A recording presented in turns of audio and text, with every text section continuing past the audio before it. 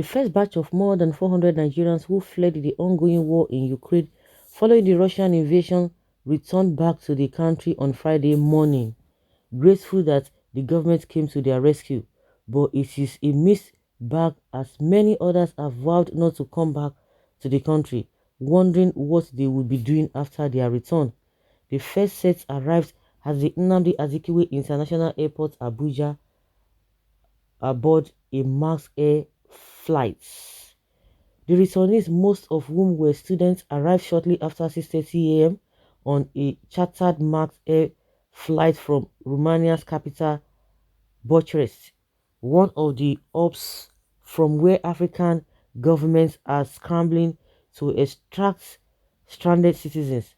Foreign Ministry official Gabriel Aduda tweeted pictures of the group inside an aircraft late on Thursday, saying 415 Nigerians, mostly students fleeing the Ukraine-Russian war from Bucharest. Many looked tired but relieved that their journey was over.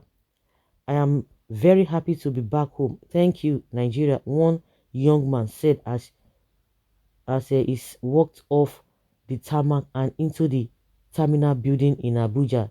Minister of Foreign Affairs Geoffrey Oyema said there were about 5,600 Nigerian students in Ukraine and an estimated 8,000 Nigerian citizens in the country before the war. On Monday, he said an estimated 1,000 citizens were ready for pickup from Romania, 200 others in Slovakia, and 250 boats in Hungary and Poland. A million refugees have fled Ukraine so far, the UN said Thursday, warning that unless the onslaught ended immediately, millions more were likely to flee. Ghana on Tuesday became the first African country to return its citizens flying home, 17 out of 500 stranded students. Meanwhile, even as the returnees remain grateful that they are back home, many other Nigerians have chosen to stay back in Ukraine or escape to any other neighboring countries rather than coming back to Nigeria. One of them, Nnamdi Okafor, who spoke to the niche in an exclusive chat on phone on Thursday, said he would rather die in Ukraine than return to Nigeria. Saying, "What am I coming back to do in Nigeria? Has anything changed in our country?" The 32-year-old from Anambra State queried.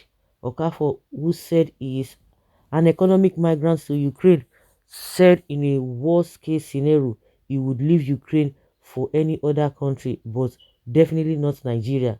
Narrating Saudi in Nigeria, Okafor, who said he read engineering in a Nigerian polytechnic, said coming back to the country does not cross his mind at all. "For now, I am still in Ukraine. I used to live in the capital city, Kyiv, but I have moved to one of the border towns which is relatively safe presently. But if the war reaches there, I will escape to another country by the grace of God. But if death becomes my destiny, so be it. I would rather remain here a refugee than return to Nigeria." Asked why he will not take advantage of the Nigerian government's free evacuation and return home, he said life in Nigeria was pure hell, not worth experiencing twice in one lifetime. He said, "My brother, the question you should have asked is why I left Nigeria in the first place. I came to Ukraine 2 years ago. Before I did, I had stayed in Nigeria for 5 years after my youth service without a job. My country psychologically abused me. I was frustrated and miserable. I almost lost hope in life. I was depressed, but it took me only 2 months to secure a good job when I came to Ukraine in early 2020. If not for this senseless war, life was beginning to have meaning for me once again. So if I hop into the plane because I have seen a free flight, what happens after I come down in Abuja or Lagos or whatever? Has anything changed in Nigeria? Will I now get the job? Lack of which forced me out. I am not coming back. This war will end one day, but if it doesn't, we will decide what next to do. But coming back to Nigeria is out of it for now. And mind you, I am not the only one staying put. The students who were sent here by their rich parents to study may go home, but I doubt if any economic migrants like me will dare do that, he concluded. And that is it. The people you saw, majority, 99% of them are students, so they can afford to go back.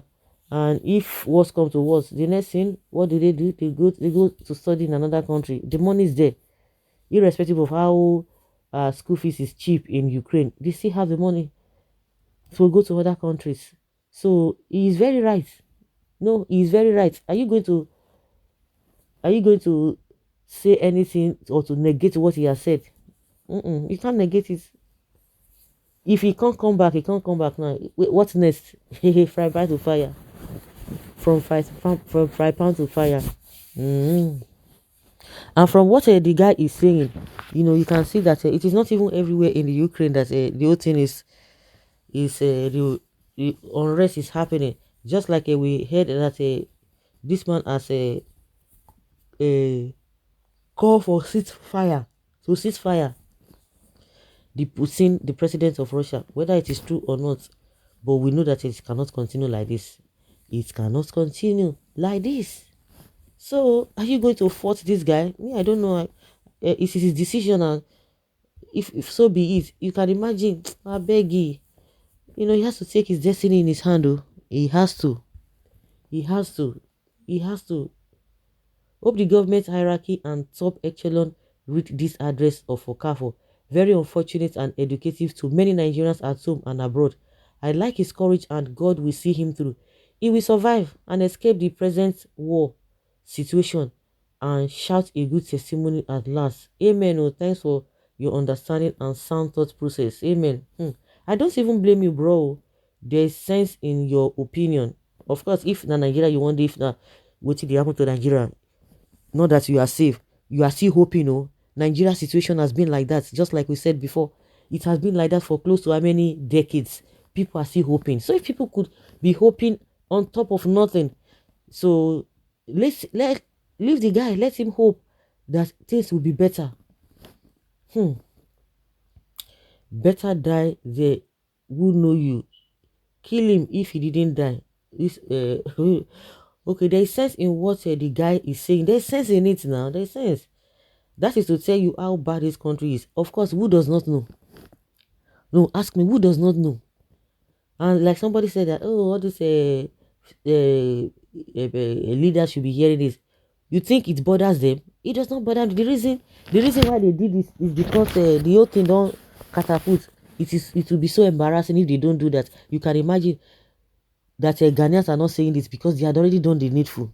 It is because everybody, all eyes are on them. That is why they are doing this. Ordinarily, the government wouldn't have done that. They wouldn't have done that. So, guys, let's hear your opinion on this matter.